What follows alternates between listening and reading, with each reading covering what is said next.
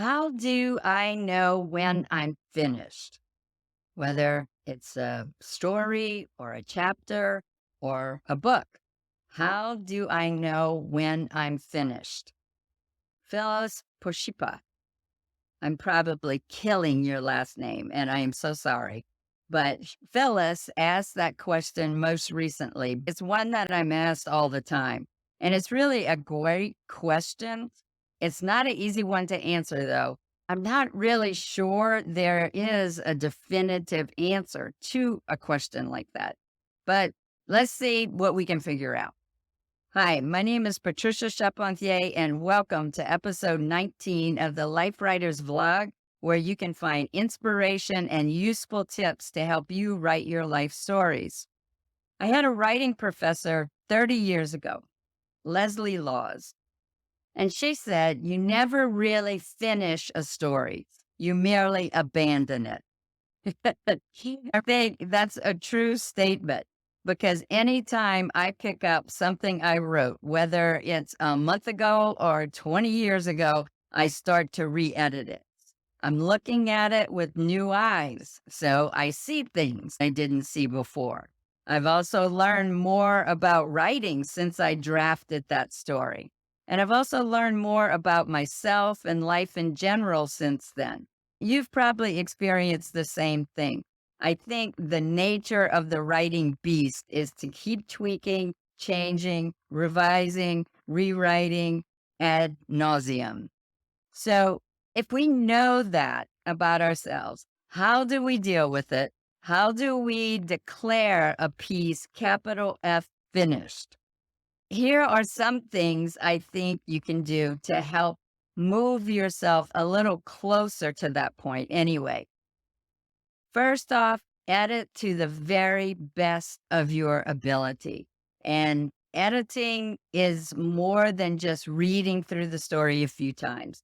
Really try to edit it, root out any issues you're able to see.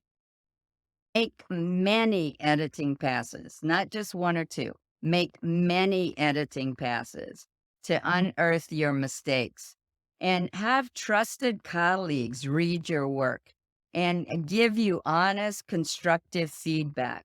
If at all possible, hire a professional editor who sees what you cannot and make changes based on their input that rings true for you.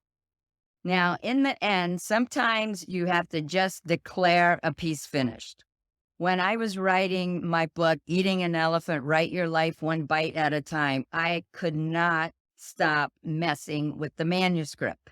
I had 3 professional editors edit it, and I still kept going over it and over it.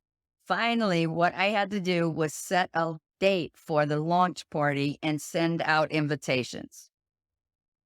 It forced me to stop.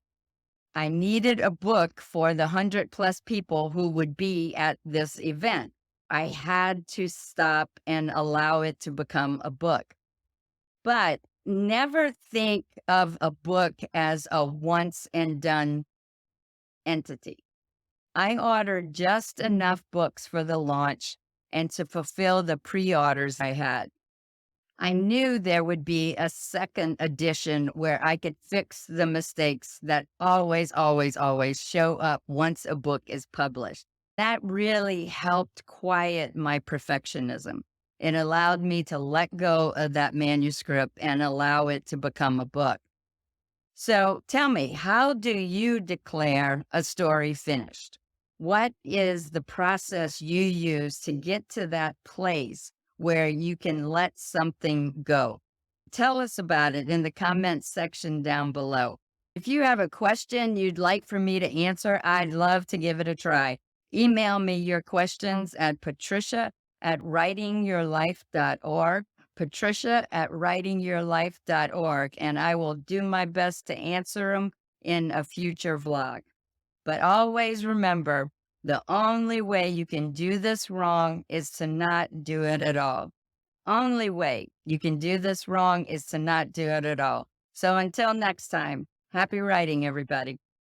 If you enjoyed this week's episode, you will love our Life Writers membership. Whether you don't know where to start writing your life stories, have started and stopped many times, or have been writing but want to receive feedback to make your stories better, the Life Writers membership is where you need to be. We have a Get Started roadmap, an extensive library of instructional videos, live events via Zoom, and a supportive and active community. If you want to take the stories that live in your heart and mind and put them onto the page, check out Life Writers at lifewriters.us.